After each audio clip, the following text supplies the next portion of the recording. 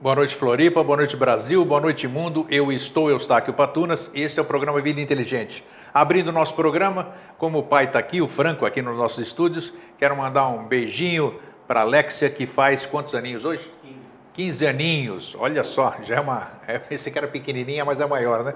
Então tá aí, felicidades, tudo de bom, muita luz para você, sucesso.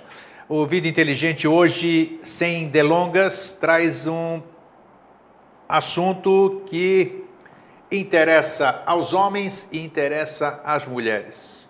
Por que eu digo que interessa aos homens? Que para mim, na minha opinião, a maioria dos homens desconhece o assunto que nós vamos tratar hoje, ou acha que é brincadeira, ou acha que é mentira, ou acha que é alguma coisa inerente apenas às mulheres. Hoje nós vamos falar sobre andropausa, o problema que todo homem, problema não, o envelhecimento natural do corpo humano, tanto do homem como da mulher. Podemos chamar, não sei se podemos chamar assim, de climatério masculino, mas as mulheres têm o seu climatério, têm os seus problemas decorrentes disso, os calores, os problemas hormonais e tudo aquilo que vocês já sabem. O homem também padece disso, mas, na qualidade de homem, eu sei que é um tabu para nós homens. Primeiro, por sermos machistas, estou generalizando, nós não vamos ao médico com regularidade, como as mulheres vão fazer a sua profilaxia, o seu acompanhamento mamário, uterino, essas coisas. O homem não, o homem acha que não pode chegar ali, ou muitas vezes ele tem vergonha de se expor para o seu médico, de expor a sua intimidade, por aquelas coisas que a gente vem carregando, nascemos, nos ensinaram, a sociedade nos ensina. Então, eu trago hoje um especialista nesta área, com o intuito de esclarecer, desmistificar, desmitificar e dar coragem para nós homens de buscar auxílio, porque nós queremos continuar sendo homens e nós temos o direito de continuar sendo homens ativos com tudo aquilo que a gente tem direito desde a nossa juventude. Para isso eu convidei aqui o Dr. Luiz Henrique Leonardo Pereira. Você está bom? Boa noite, tudo bem? Obrigado por ter aceito o meu convite. Obrigado pelo convite. Luiz Henrique, permita-me chamá-lo assim. Sim. O andropausa, isso existe ou não existe? Olha, Eustáquio, existe com certeza, né? Então, o homem ele tende a perder um pouco dos hormônios a partir dos 30, 40 anos. Essa perda gradual de alguns tipos de hormônio começa a dar alguns sintomas. Então, como você falou, a mulher tem um climatério, mas ela tem uma data muito específica. A menstruação ela começa a ter alguns sintomas, né? Agora, o homem, como é ao longo dos anos e das décadas que isso vai ocorrendo, essa queda hormonal ao longo de 10, 20, 30 anos começa a dar alguns sintomas. Então, tem sim essa queda hormonal, mas por ser mais gradativa, ela acaba muitas vezes enganando o homem, porque ele não sabe o que é dele mesmo, se é do trabalho, se é de alguma fase da vida, e por ser, digamos assim, mais paulatino, às vezes até confunde até o médico, porque o médico não sabe se é uma depressão, ou se é algum outro problema de saúde, ou se realmente é a andropausa aí, né? A queda hormonal. Quando você fala que nós começamos a envelhecer com 30 anos, 30, até 40. um pouco menos, as pessoas acham estranho. Por que existe, o que acontece efetivamente no nosso organismo a partir dessa idade? Quais são os cuidados que a gente poderia ter, já tendo essa consciência de que envelhecemos jovens? Como é que o jovem de hoje que está nos assistindo, meus filhos, os amigos todos, como é que eles podem começar a ter uma profilaxia, uma preocupação para ter uma juventude, uma fase adulta mais saudável e com menos problemas, digamos assim? Olha, Eustáquio, na verdade isso não tem muito segredo, né? A gente, como eu falei, as gônadas, as nossas glândulas que produzem os hormônios, elas têm uma taxa de produção hormonal normal. O problema é o seguinte, vamos focar um pouco na testosterona, né? Sim.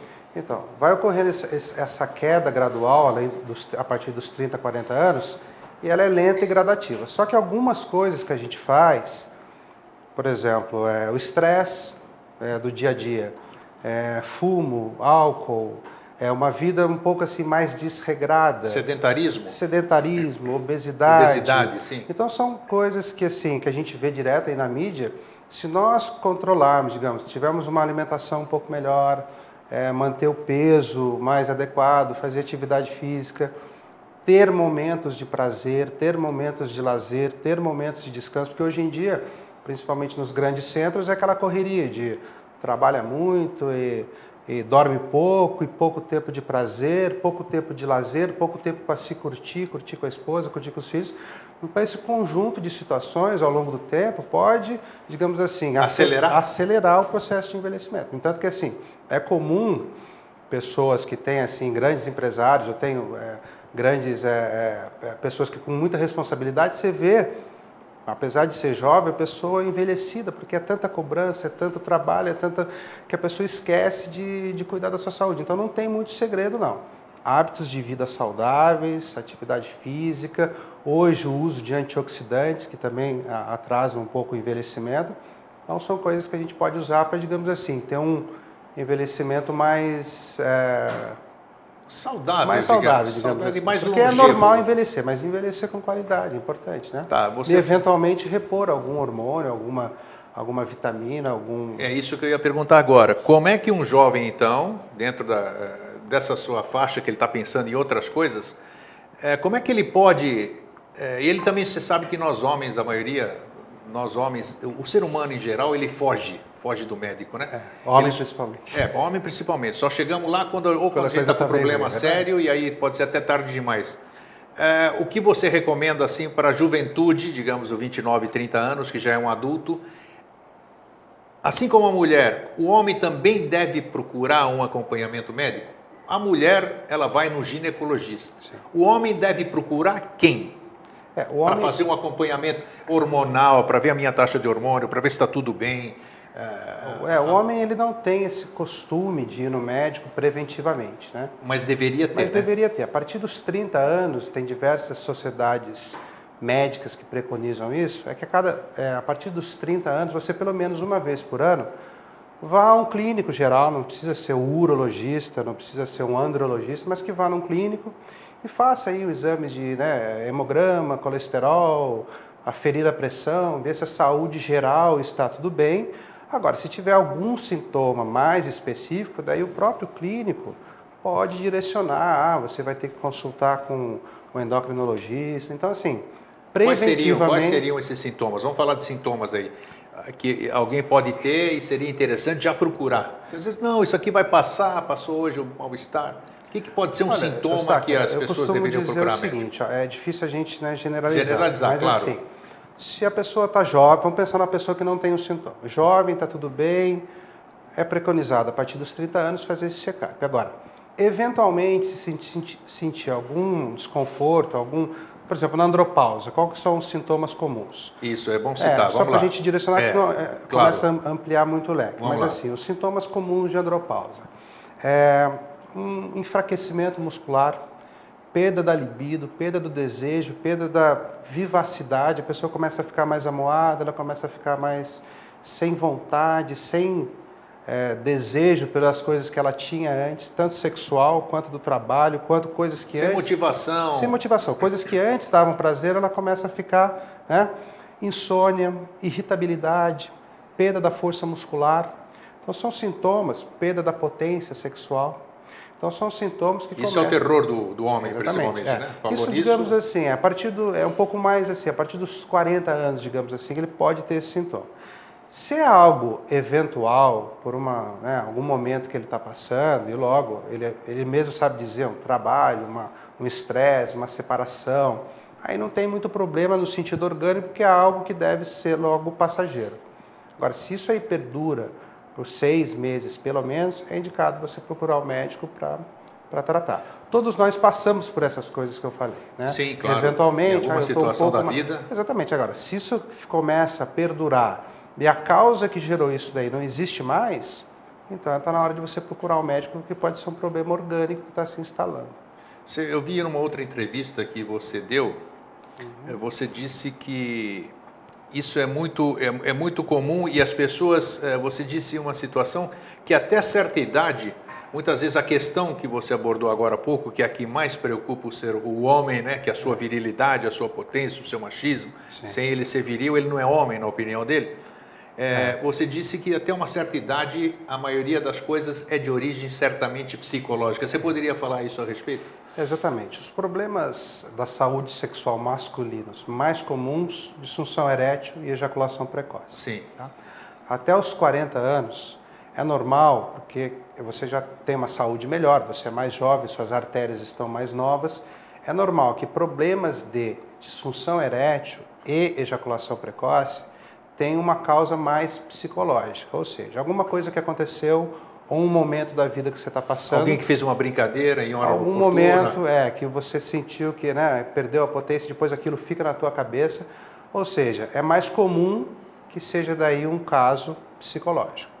A partir dos 40 anos, aí a coisa começa a inverter. As artérias estão mais velhas. Isso acontece também no pênis, vamos dizer assim? Sim. O corpo envelhece inteiro? Exatamente, exatamente. As artérias, quando eu digo, são as Porque artérias... você fala em artéria, todo mundo pensa em coração, né? Aqui a arteriosclerose vai ficando entupida, isso a coisa. Pode acontecer, então, É exatamente o mesmo processo. o mesmo processo. O infarto agudo do miocárdio, o que é? Um entupimento de uma coronária. Sim. Só que uma coronária ela tem 1 centímetro de diâmetro, ela é grossa. A artéria peniana tem 0, alguns milímetros, ou seja, o mesmo fator de risco que entupiu a tua coronária está entupindo a peniana também. Quer dizer, isso aqui é interessante. Uma alimentação desregrada, cigarro, álcool, tudo isso aqui pode influenciar a irrigação do... O processo é igualzinho. Sério mesmo? É um entupimento, a gente chama de... Eu tenho certeza que quase todo mundo desconhece isso. Então, pensa que é só para aqui para cima que a coisa tanto funciona. Que assim, eu dei uma entrevista para o Correio Brasiliense que foi falado muito isso. O homem não encara o problema de disfunção erétil, muitas vezes, como um problema orgânico.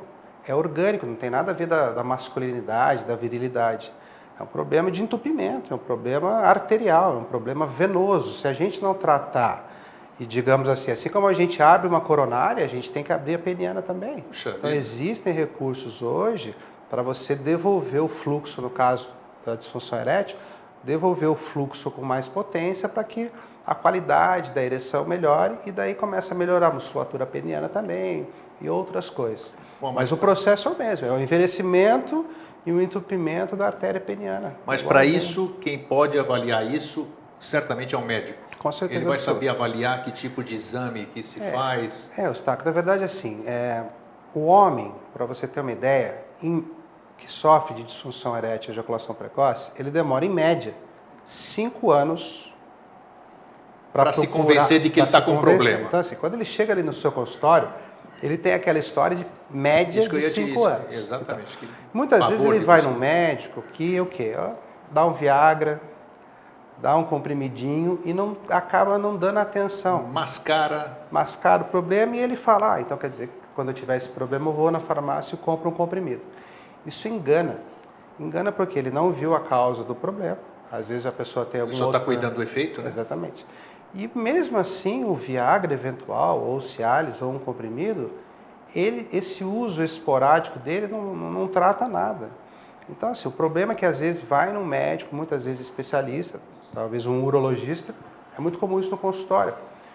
Vai em diversos urologistas, vai em diversos médicos que receitam só um comprimidinho. Isso ao longo do tempo não é eficaz e só piora a situação. Então, assim, o ideal seria procurar um andrologista, é o médico que trata realmente de sexualidade masculina.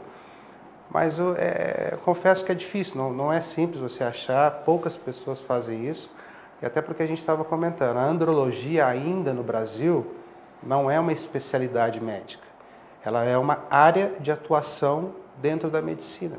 Então não tem uma residência, não tem uma especialização. Mas existe algum processo em andamento junto ao CRF, por exemplo? Na verdade, Conselho Regional de Medicina, Federal de Medicina, isso, CFM. Olha, na verdade assim, eu já fiz alguns questionamentos, mas para você mudar isso é difícil, né? bem difícil. Então assim, hoje quem faz andrologia são médicos especialistas em outras áreas, sim, que por motivos, né, de gostar ou de ver que tem um caminho aí que outros profissionais não fazem, acabam fazendo.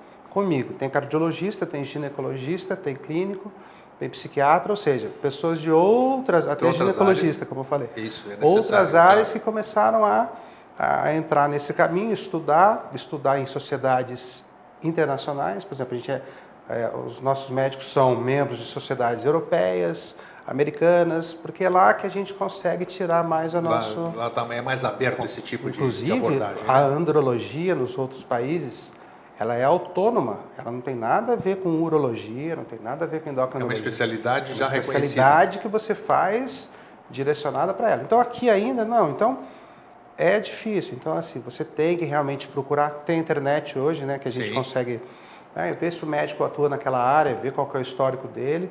Mas eu confesso que não é tão simples. Eu te achei assim, curioso, né? Porque eu fui procurar, eu falo, preciso levar esse tema para o... Mas eu confesso para você que não é simples, não é... A andrologia, achei a tua página ali, daí você está aqui hoje.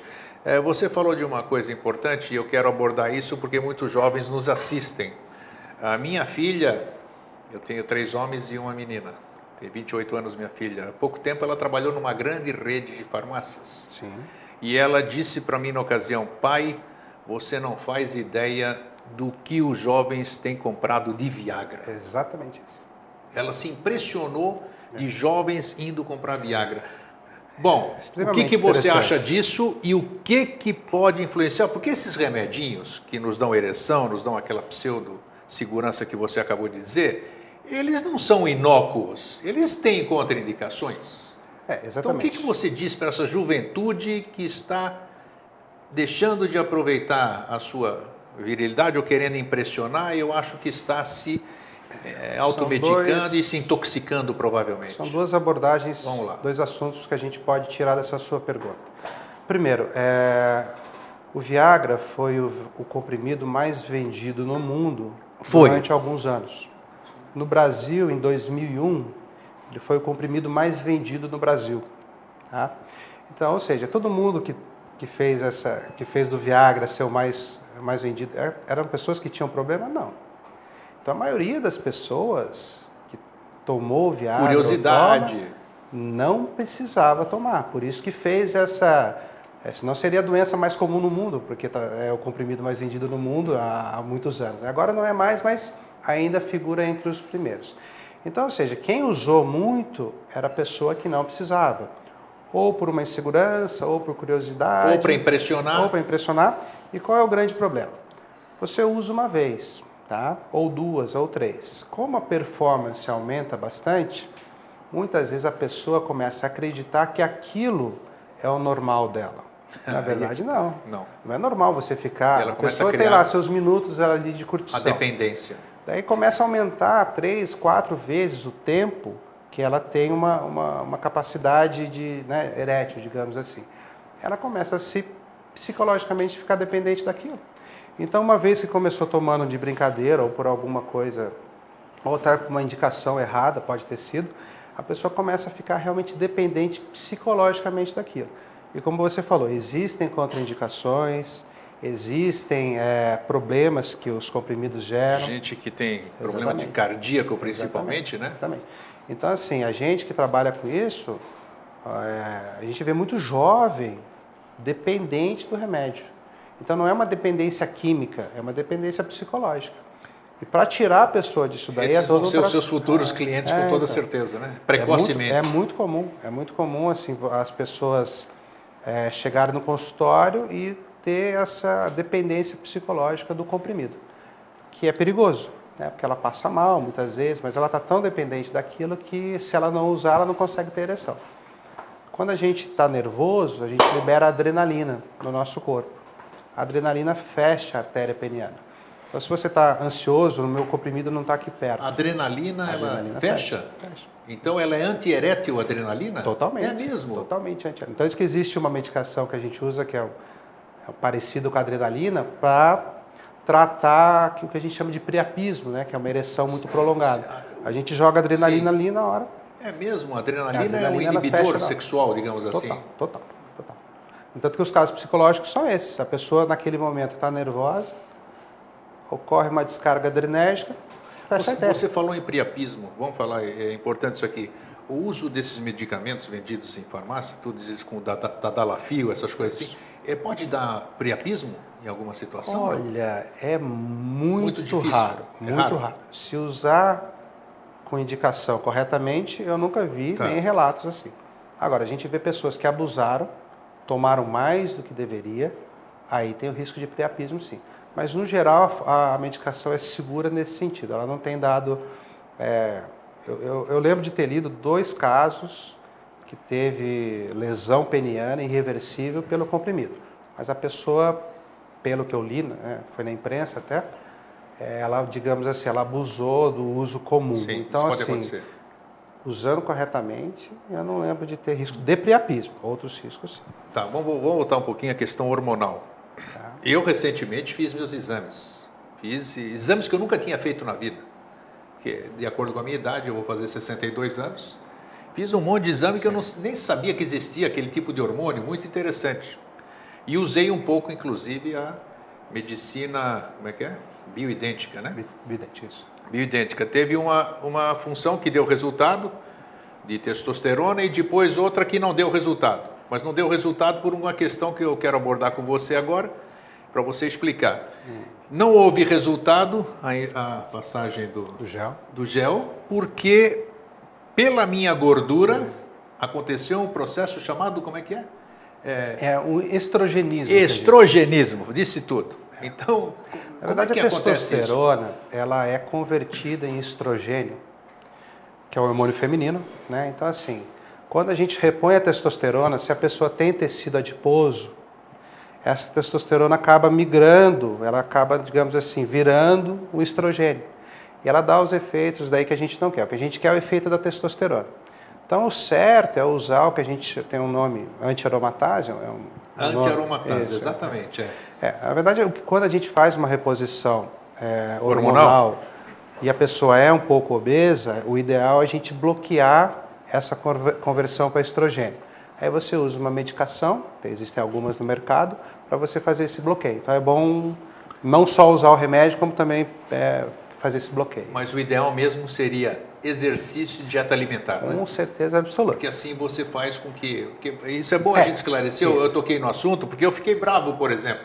Falo, puxa vida, fiz tudo direitinho, parei o tempo necessário, continuei, e fui fazer o exame, o nível de testosterona o mesmo.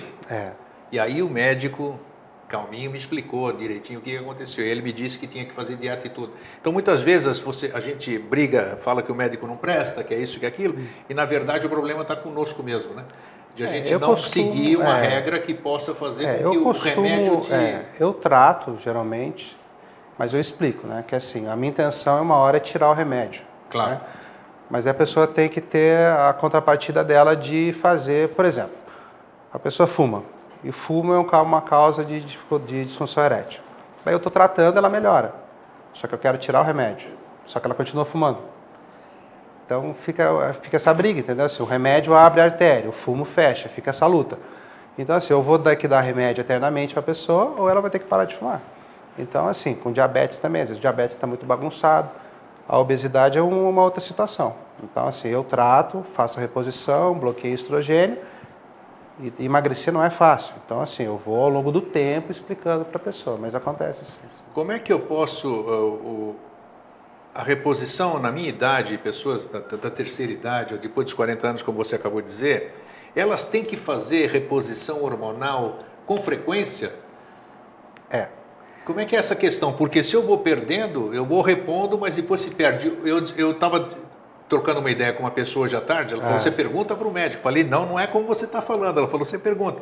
Porque ela disse que até o próprio exame que nós fazemos de hormônios, ele pode ter variação em 5, 6 exames que eu faço, ele pode ter variação de uma outra, que oscila muito a resposta do hormônio no corpo. Dá para a gente também abordar dois assuntos. Sobre dois Primeiro é o seguinte, o que vale é a clínica da pessoa, é o sintoma, é o que ela apresenta.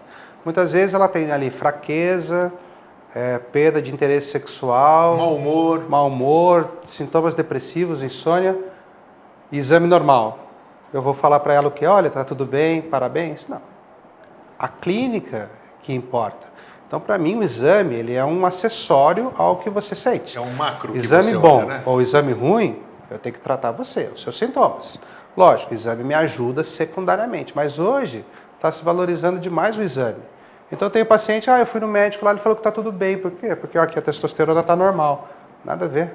Os seus sintomas são todos de declínio. E não é um só hormônio, né? Exatamente. O mais comum que a gente vê a resposta, assim, dessas coisas que eu falei, de interesse, a testosterona, nossa, na hora que você repõe, a pessoa é outra pessoa. Mas como manter isso depois? Então, Essa que é a questão. Então, o que é o ideal a gente fazer? Se a pessoa tem, no caso, algum fator de risco, por exemplo, obesidade, é orientar a pessoa a fazer academia, ou atividade física, ou andar na praia, ou alguma coisa assim, enquanto a gente vai repondo. Aí depois a gente pode tentar, aos poucos, tirar a medicação. Mas dificilmente a gente tira tudo. Então a pessoa mantém uma dose baixinha, no caso a testosterona, ela pode usar como um hidratantezinho, daí vai usar pro resto da vida. Mas não é o benefício é tão grande que ela acaba, eu vou passar um gelzinho de noite para dormir, e é tão bom aquilo para ela que ela acaba repondo e faz a reposição. Você trabalha com essa medicina de reposição hormonal, de bioidêntica? Na verdade é o que se faz hoje, ninguém usa mais as injeções. Exatamente, porque antes de eu conhecer a bioidêntica, eu tinha lido a respeito de testosterona e fui ver qual era o efeito da aplicação por como é que se diz? Transdérmica. Transdérmica, a intradérmica, injetável, né? Injetável, e os efeitos colaterais. Naquela ocasião eu me convenci de que o dia que eu perdesse o meu apetite sexual, eu perderia mesmo, porque eu não queria jamais me sujeitar aos efeitos colaterais das reposições hormonais que existiam antes dessa técnica da bioidêntica. Bom. Porque assim, hoje a gente sabe que a testosterona, ela não tem efeito, deixa acompanhado por um médico, né? Ela não tem efeito de câncer, ela não tem esses efeitos que antes achavam. Então assim, estudos novos mostram... Você está falando a testosterona... A bioidêntica, exatamente. Vamos esclarecer. Tá. Então, a bioidêntica ela é muito segura. Não tem nenhum estudo dizendo que a bioidêntica causa... tem 20 anos, inclusive, de estudos disso, né?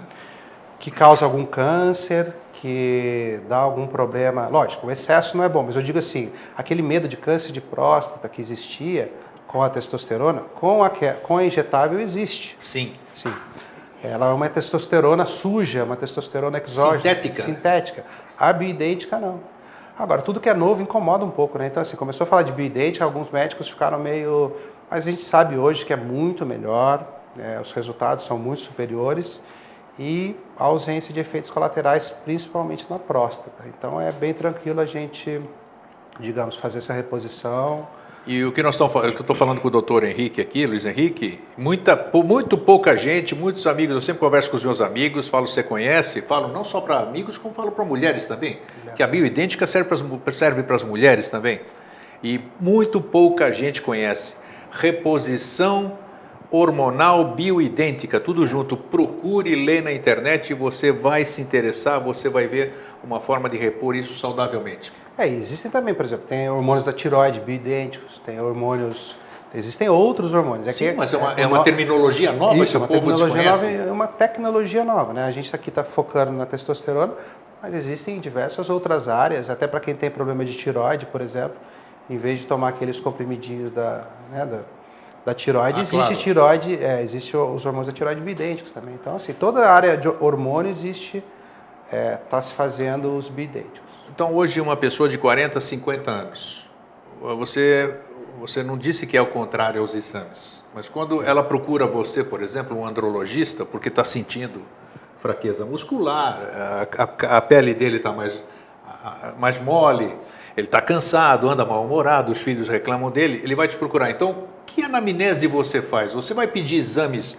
hormonais ou como é que é isso? Olha, Essas perguntas são para tirar o medo da pessoa chegar e buscar uma ajuda, um médico para ter um futuro mais... Olha, assim, a minha conduta é sempre complementar a de outros colegas. Por exemplo, eu apoio e acho que a pessoa tem que ter o urologista dela. Ela vem geralmente, eu fui no meu urologista, mas ele não...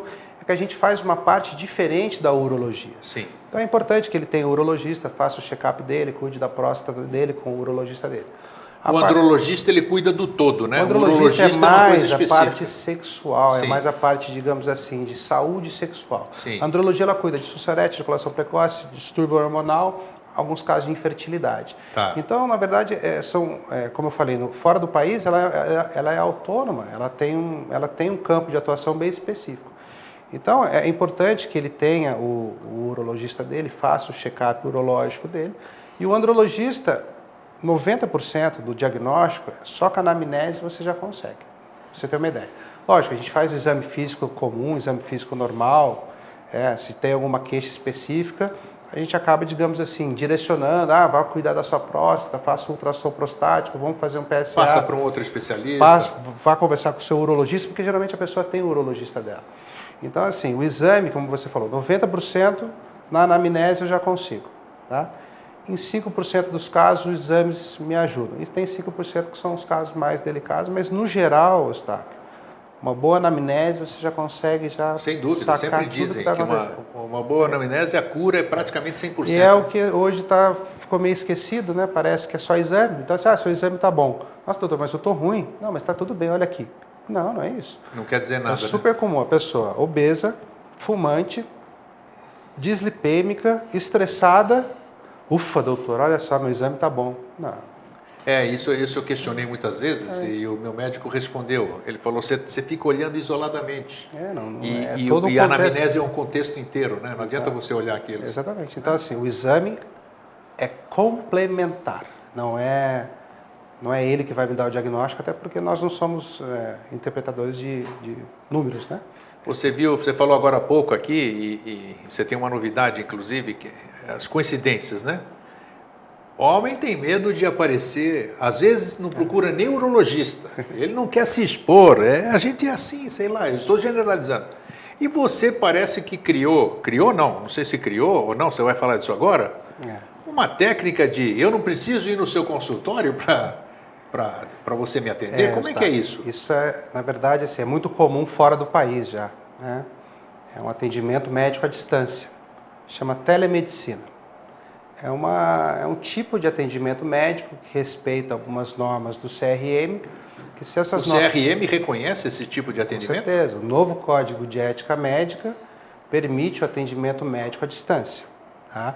É uma coisa 100% ética, 100% legal, desde que alguns requisitos técnicos legais sejam cumpridos. Sim. Mas basicamente é o quê? É um atendimento médico que a pessoa, digamos assim, tem contato com o médico por internet, telefone, videoconferência, ou seja, atendimento médico sem a presença física ali do profissional naquele momento. A questão da ética que você falou, quer dizer, eu posso estar num chat com você e eu posso ter a certeza de que só você e eu estamos interagindo nisso aqui. Existem algumas regras, alguns requisitos a serem cumpridos, obviamente, mas são coisas técnicas que a gente nem precisa entrar muito em detalhes. Sim.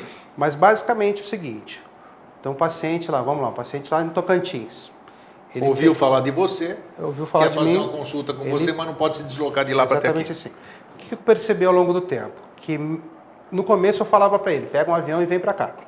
Tá? Só que ao longo do tempo eu fui percebendo que na minha especialidade a gente consegue atender, consegue fazer diagnóstico e consegue acompanhar o paciente à distância. Lógico, é importante que ele tenha o médico dele lá, claro, que ele tenha o clínico dele, porque eu não vou conseguir examinar, é lógico. Tem gente que pergunta, doutor, mas você está substituindo a consulta médica? Não, não é substituir. É uma alternativa às pessoas que não podem chegar no especialista. Ou questão de foro íntimo, ou porque é distante. Imagina, a pessoa lá em Rio Branco, eu tenho um monte de paciente do Rio Branco, tá? Ele tem o médico dele lá, examinou ele, tem o urologista dele. Deu os elementos que você necessita para a anamnese. Preencheu o questionário clínico, fez a sua avaliação online e eu, com respaldo ético e legal, consigo fazer um diagnóstico e consigo, inclusive, prescrever o remédio para essa pessoa. Então, e como é que as pessoas têm se sentido? Como é que tem sido esse negócio? Claro que você não vai falar que se sentem mal, né? Olha, mas na verdade, qual tem sido a receptividade disso? O grupo de andrologia hoje é a primeira clínica do Brasil que atende via telemedicina. Tá? É mesmo? É. Puxa. Isso é comum nas universidades, é comum em alguns, por exemplo, para citar o nome, existem empresas petrolíferas, no caso da Petrobras, que tem esse tipo de serviço. O médico no continente cuida de várias plataformas. É isso, então, assim, tudo por rádio, por internet. Então, assim, geralmente vai um enfermeiro, mas o médico prescreve e medica tudo à distância. Ou seja, existem outras áreas. Na área de sexualidade, o grupo de andrologia é o primeiro, tá? E, impressionantemente, as coisas estão assim, evoluindo muito bem. Inclusive, pacientes de Florianópolis, que eu atendo aqui, né, têm preferido fazer o atendimento por telemedicina, porque ele tem o urologista dele. Ele já foi examinado, ele quer uma segunda opinião, ele quer uma alternativa, e eu muitas vezes consigo dar essa alternativa. Seja com spray, seja com medicação, seja com hormônios bioidênticos, ou seja, a gente acaba prescrevendo, enviando muitas vezes, né, o medicamento na residência da pessoa onde ela quiser. E depois nós vamos dar o endereço da sua clínica e o site para as pessoas poderem ver e acessar esse tipo, porque eu vi que eu acessei lá e vi que tinha muita informação lá. Né? Ela é bem completa. Você clica e vai.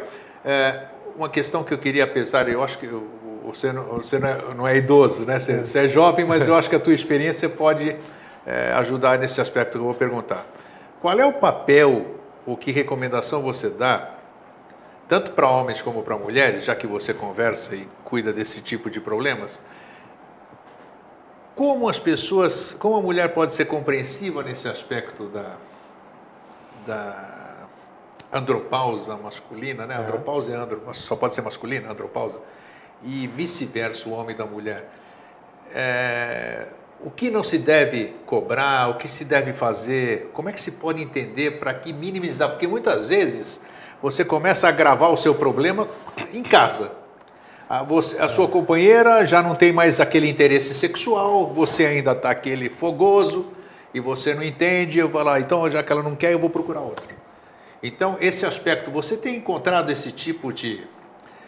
Ou como você orienta esse procedimento em casais, vamos dizer, para que eles enfrentem esta fase sem esse tipo de, em linhas gerais, de ideias errôneas? O que eu tento passar para as pessoas é o seguinte: muitas vezes é um problema orgânico, é uma doença. A pessoa precisa tratar aquilo.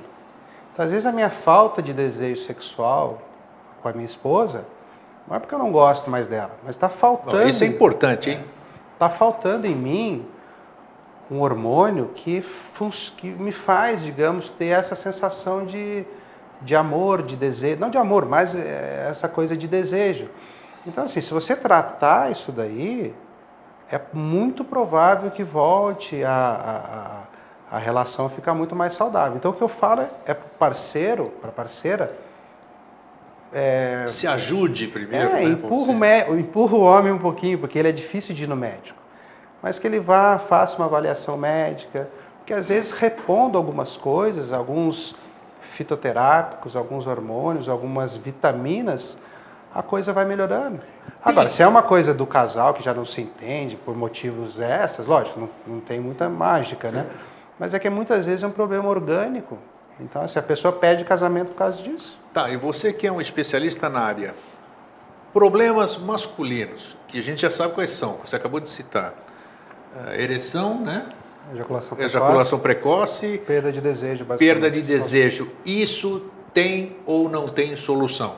Com certeza absoluta tem solução, tem tratamento, e os índices de sucesso, se feitos corretamente, um tratamento, beira mais de 90%. Mais de 90%, com toda certeza? Com certeza absoluta. É difícil ter um paciente que não responde ao tratamento, muito difícil. Lógico, existem casos mais graves que a gente batalha um pouquinho mais. Aquilo lá que aí tem que fazer as próteses, tem que fazer uma série de coisas. Mesmo paciente que estava, eu tenho vários, que estava indo para a prótese, a gente conseguiu dar reversibilidade ao processo? Não reversibilidade total, mas assim, ele usa agora uma medicação, seja um spray ou um gel, que ele não vai precisar sofrer aquele procedimento cirúrgico. A prótese colocou, não tem mais volta. Não, né? Tem razão. Vai que daqui a pouco... o cavernoso, né? Não tem jeito. Então, silicone. Assim, colocou, não tem mais jeito. Vai que daqui a pouco, como já está se pensando, em implante de células tronco no pênis. Vai que daqui a pouco surge, e isso está em vias de acontecer, um tratamento definitivo. Puxa. Se eu tiver a prótese, não sei, não tem o que fazer. Não tem mais o que fazer.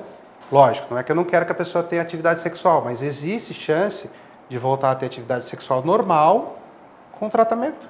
Então, vai fortalecer a musculatura, tem exercícios que melhoram a musculatura, vai usar um remedinho, vai usar um gel, e vai acompanhando com o médico. Tá, agora vamos falar disso aqui, que eu também achei interessante. Você desenvolveu um produto? O que você desenvolveu? Você desenvolveu, a sua equipe desenvolveu? Como é que é isso? Na verdade, eu trabalhava numa clínica em Curitiba, Era uma rede de clínicas de São Paulo, eu trabalhava em Curitiba. E existia um método muito agressivo para tratar a disfunção erétil e ejaculação precoce, que era uma injeção no pênis. Prostaglandina ou não? Exatamente. É mesmo? Puxa, já ouvi de casos de hospital com prostaglandina. Então, assim, só existia esse tratamento: disfunção erétil, ejaculação precoce, injeção no pênis. Nossa. Injeção no pênis, ela pode ser usada, mas em casos extremos. Não é para ser usado como algumas clínicas fazem.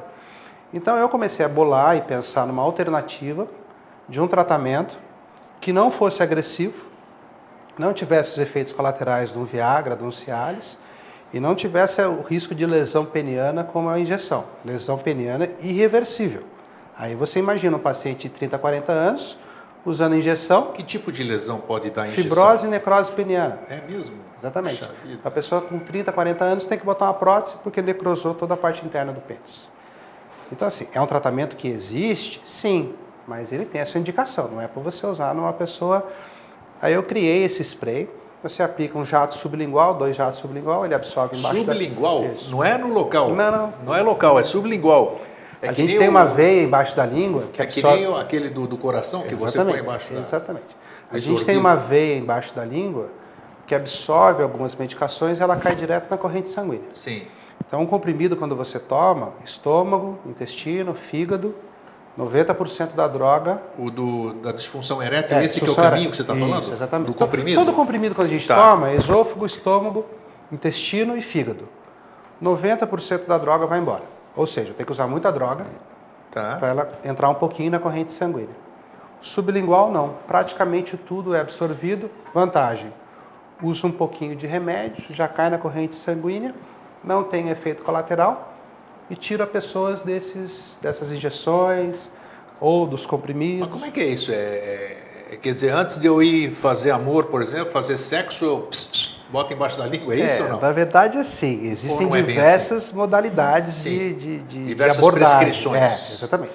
Existe um padrão que eu gosto, que é o uso diário, que eventualmente pode ser potencializado uma hora antes. Mas, basicamente, se você usar uma vez por dia o remédio, ele vai devolvendo a sua ereção ao longo do tempo. Não tem contraindicação nenhuma? Tem contraindicação, por isso que o médico tem que ser prescrito. Quem não pode tomar isso? Quem não pode... É raro, mas geralmente as pessoas que usam nitrato coronário, né, para abrir a coronária, pessoas com problemas de retina mais graves, doenças raras de retina, ou a pessoa quando está com uma saúde muito debilitada, por exemplo, um problema cardíaco, se ela fizer exercício, então assim, se ela vai ter ereção, ela vai querer fazer exercício. Com esse exercício ela pode passar mal. Então é bom a gente... Então não adianta alguém comprar o spray e começar a aplicar. Tem que ser... Isso aí, na verdade, foi criado, como eu falei, foi criado por mim e hoje existe em diversas clínicas do Brasil. Sim. O resultado foi tão bom que hoje essas clínicas que aparecem na televisão aí estão todas usando o spray no lugar da injeção.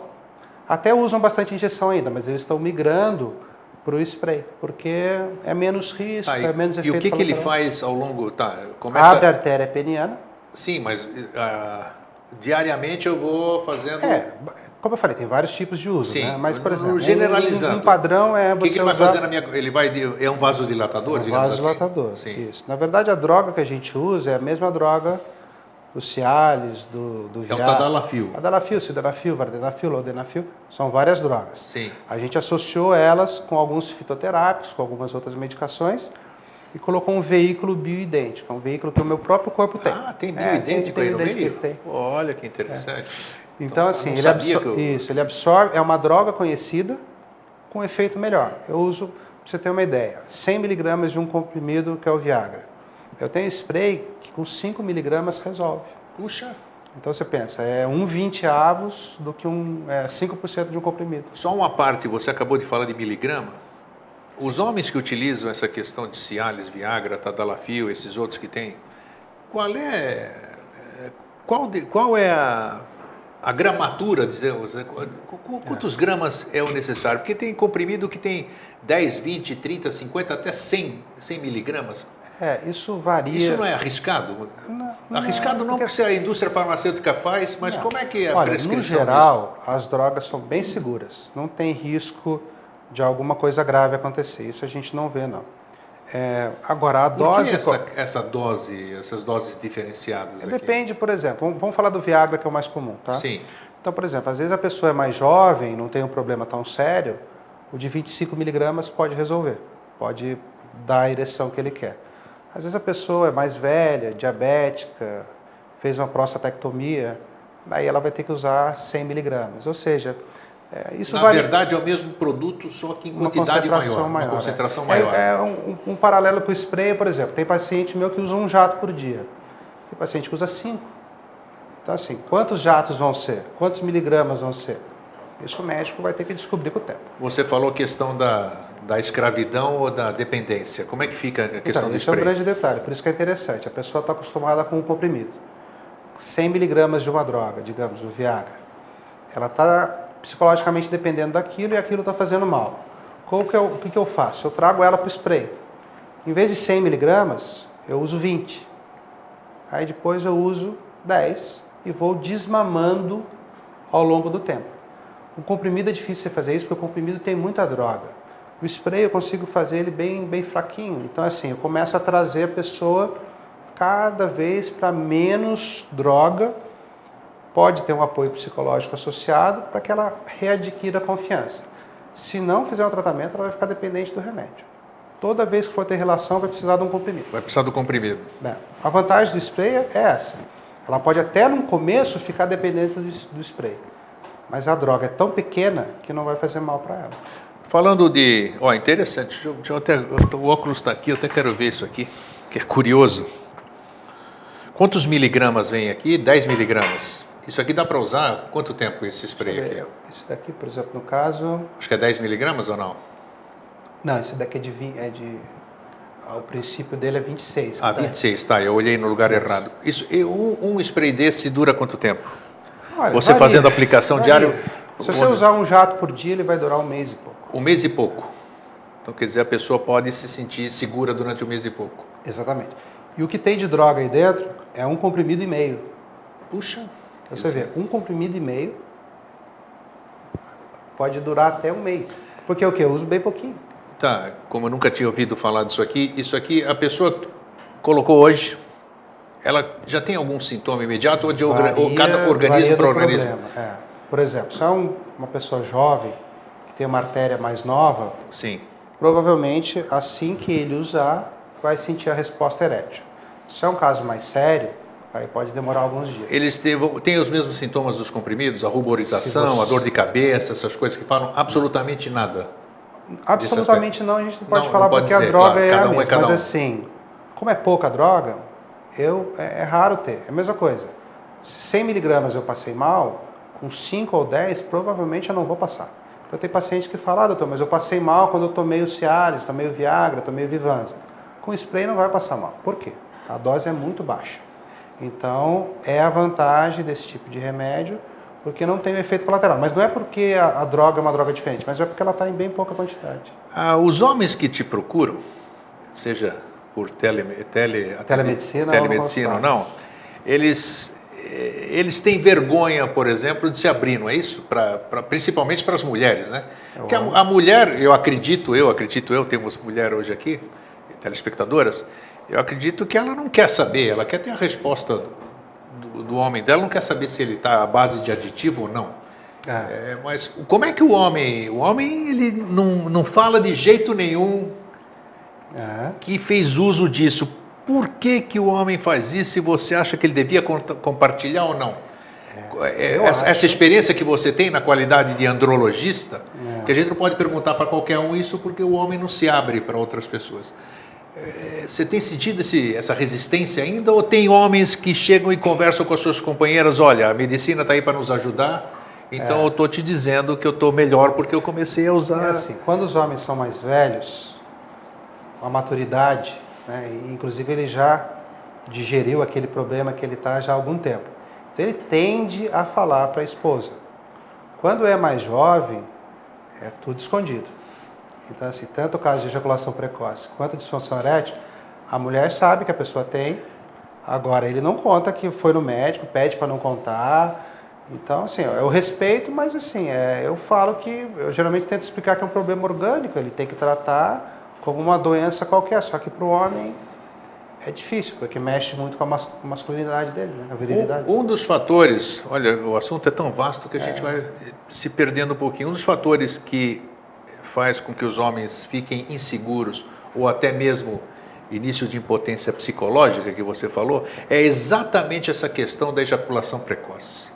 Por questão de onanismo quando eram menores e toda essa coisa, a repressão dos pais. Como o seu spray inibe ejaculação precoce, por exemplo? Qual é o composto dele que pode adiar esse processo? Na verdade, assim, existem vários sprays, né? O spray é apenas a maneira de usar. Ok. Existem a composição pode ser diferente, fórmulas Com diferentes. Tá. Então, por exemplo, se é ejaculação precoce, a fórmula é uma. Se é disfunção erétil, a fórmula é diferente. Como que um spray aqui, me explica, como é que ele pode retardar uma... É muito objetivo. Se você quiser ou não, a sua ejaculação vai retardar. Mesmo? Querendo ou não? Depois eu quero tirar o remédio. Claro, você mas daí com o tempo... Começar a ter o controle. Isso, daí a pessoa deve aprender algumas coisas ao longo do tempo.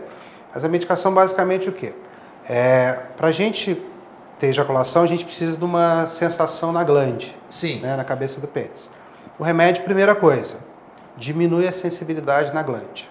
Começa aí. Mas o que eu estou achando interessante é que o uso não é local, não é tópico. Nós estamos fazendo aqui. Mas ele atua na terminação nervosa. Ok. São medicações que deixam os nervos mais... menos sensíveis. Menos sensíveis, digamos assim. Tá? Então, primeiro, começa a sensibilidade na glande e diminui. A transmissão nervosa até o sistema nervoso central é feita pelo nervo peniano. O nervo peniano também fica mais... transmite menos sensação. Para a gente ejacular, a medula tem que falar, ejacula. Ela contrai a próstata, o remédio faz com que a próstata fique mais solta, menos contrátil. Ou seja, todo o mecanismo Tem respostas mais tardias, digamos Exatamente. assim. Então assim, começa na glande, vem pelo corpo do pênis e a próstata, ou seja, todas as estruturas responsáveis pela ejaculação ficam mais dormentes, digamos assim. Então, como eu falei, mesmo, lógico, não é com todo mundo. Claro. Precisa de tratamento. Cada um é cada um. Mas assim, as pessoas que usam remédio, elas acabam querendo ou não tendo o seu reflexo ejaculatório muito inibido. Tem pessoa que nem ejacula mais. Tinha ejaculação precoce, começa a atrasar muito, tem que diminuir o remédio. Tem que diminuir, porque torna-se um problema também. Mas assim, a pessoa fica tão feliz porque ela não está acostumada com aquilo. Ela começa a ter relação de muito tempo e daí depois a gente tem que diminuir um pouco o remédio, daí volta a ter um... Virilidade, potência no homem, tem idade ou não? Ele pode ter uma vida sexual ativa até 80, 90 anos, como a gente vê muitas pessoas Com certeza absoluta. E isso é bom para a saúde dele ou não? Nossa Senhora, excelente. Quem faz mais sexo tem chance menos de depressão, tem chance menos de ter um risco de infarto. Saiu um estudo na Inglaterra o ano passado ou retrasado. 50% dos homens, né, menos 50% de chance de infartar e ter derrame se você tem determinado número de relações sexuais por semana. Ou seja, o sexo previne derrame, sexo previne depressão, previne infarto, porque você está mexendo com a sua autoestima, com a sua circulação e produzindo endorfina. Endorfina é o hormônio do prazer. Na relação você libera muita endorfina, seu cérebro fica mais feliz. Ou seja, a virilidade é importante porque também traz benefício. 80, 90 anos eu tenho paciente com relação sexual normal. Lógico, dá uma fortalecida, né? Claro. Porque a idade é comum a gente perder a potência, mas fazendo o tratamento a coisa fica boa. Vamos para o oposto. As pessoas que já não fazem uso mais da sua atividade sexual.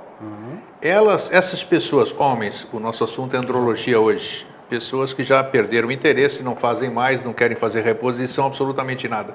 Elas correm algum risco físico de ter um câncer de próstata, alguma coisa, por não fazer uso dessa energia do sexo, vamos dizer, dessa ativação? Porque quando a gente fica excitado, quando a gente faz sexo, a gente bombeia mais sangue, Como eu falei, a chance o fato de eu não fazer nada, ele me prejudica? pode prejudicar. Esse estudo confirma isso. Isso que eu ia te perguntar, se existia algum estudo nesse sentido. Isso, foi feito, pegaram uma população e acompanharam, não lembro certinho, por alguns anos. As pessoas que tinham mais relação adoeciam menos, então dos problemas cardiocirculatórios. Sim. Existe outro estudo que mostra que quanto mais a gente ejacula, menos chance de risco de câncer de próstata. Já me falaram isso, Mas é um já estudo, li a respeito, mas que não tem muito embasamento. É algo assim, que exatamente, foi feito um estudo, são poucos, não é uma coisa já muito certa na medicina. Então, assim, na parte de câncer, eu diria que não muda, eu diria que muda mais a parte cardiocirculatória, porque a relação sexual é um exercício, né? Então, assim, você acaba, digamos assim, ativando a sua circulação. Tá, e antes da gente, estamos em cima da hora, você viu como passa rápido, uma horinha? Sem intervalo. Uma pergunta, é verdade ou que fundamentação científica tem de que é quase líquido e certo que todo homem acima dos 60 anos, ele virá a contrair câncer de próstata? O que há de real e o que há de mitológico nisso? De mítico, na verdade, mítico? A partir dos 60... Tem uma estatística bem interessante, que o homem com 80 anos, praticamente acima de 50% vai ter câncer de próstata. E por quê, hein? Você que estudou medicina, por que esse processo daquela glândula, né, da próstata, se deteriorar, se autodestruir? Por que isso aí seria? Ou existe alguma coisa nessa... Olha, o câncer de próstata é um dos cânceres mais comuns no homem, né? Agora, sinceramente, a causa dele não tem estudo disso aí, nada? Deve ter, mas eu confesso para você que agora assim não... Tá. Não só que ele é um dos mais comuns. Mas é verdade, é real de que é uma grande... Por isso que a prevenção é tão importante, né? Porque a gente prevenir, a gente fazendo diagnóstico precoce, a gente consegue, digamos assim, tratar com chances altíssimas de cura total. Agora, o fato da pessoa ter câncer, a maioria dos homens com 80 anos ter câncer de próstata, não é para assustar, porque o câncer de próstata, para, digamos, levar um óbito, tem razão, demora 10, 15 anos. E se pegar no começo tem cura, tem uma série de então, assim, uma pessoa de 80 anos, 70 anos, que descobre um câncer, muitas vezes não se opera. Porque o câncer, por si só, vai demorar tanto tempo para dar algum risco. Sim. Que a pessoa geralmente vai falecer mais cedo. Já soube de pessoas que tiveram óbito e na necrópsia, por exemplo, morreram de outra coisa. Exatamente. E tinha câncer de próstata. Por isso que existe uma discussão na Sociedade Brasileira de Urologia, é isso. Eu vou fazer um diagnóstico com uma pessoa de 70 anos, porque compensa. Eu vou intervir, eu vou prejudicar a saúde dela, claro, a qualidade de vida, porque existem riscos da cirurgia, eu vou correr um risco de óbito. Ou seja, é uma coisa ainda meio... não muito, digamos assim, cada médico está pensando de uma maneira e existe uma discussão grande sobre isso. Vamos encerrando a última pergunta aqui, antes de dar as suas referências. PSA, exame de PSA, é suficiente para o homem? Ele pode ficar sossegado se der menos do que um? Ou tem que fazer o exame de toque para ter segurança plena? Não é nem só o de toque, tem que fazer também o ultrassom. Ultrassom também, que é o mais comum. Então, assim, o PSA, ele me dá uma ideia. Não necessariamente eu não tenho problema nenhum tendo um PSA baixo. Exatamente isso. Então, assim, o ideal realmente, a partir dos 40 anos, fazer o PSA e o exame de toque. E, se possível, também o ultrassom, porque o exame de toque também não é 100%. Outro tabu do homem, né? Não quer de jeito nenhum fazer essa coisa, né? A paciência. Doutor, olha, chegou indolor, não tem risco nenhum. E se as pessoas se conscientizassem, com certeza... mas é aquilo que nós falamos, o machismo, né? Não tem jeito, é natureza. Bom, foi muito agradável aqui. Doutor, eu quero a sua referência. O nome da sua clínica? Então, o grupo de andrologia. Grupo de andrologia. Como é que as pessoas acham o grupo de andrologia? Nós estamos sem caracteres na televisão, então vai ter que ser verbal. Então, tem dois sites, que é o grupo de andrologia.com.br. Tudo junto. grupodeandrologia.com.br. E o Clínica de Andrologia também. Tudo junto. Clínicadeandrologia.com.br. Ali eu entrei e eu vi. Tem bastante artigo. Bastante artigo, muita explicação e está lá. Você pode fazer a consulta por Telemedicina online. telemedicina online. Tá lá nesse site a regulamentação que eu fui ver, ética, CRM, eu li tudo. Certinho, porque tudo as pessoas ficam perguntando, mas isso é permitido? 100% permitido, tudo dentro da ética, dentro da lei, para não ter problema. Então hoje você pode dormir tranquilo, meu amigo, você que está com problemas ou não está, as esposas, deixa as esposas felizes, procurem um andrologista e vamos melhorar essa atividade, vamos melhorar a nossa cabeça principalmente, para que a gente possa realmente contribuir para a nossa felicidade. Não é apenas ficar lá tendo medo e tudo isso aqui, e se escondendo atrás de remédio, dessas coisas. Sofre um pouquinho na consulta, passa um pouquinho de vergonha, mas depois resolve. Mas só está você e o médico, né? Isso aí, então, mas eu costumo dizer assim, ele sofre tanto mais tempo sozinho, que às vezes ele vai na consulta, vence o medo, trata o problema e resolve. Pronto, aí ele fica um homem mais feliz da vida. É isso aí. Obrigado, doutor. Está, obrigado. E para você, um fraterno abraço e um feliz sempre.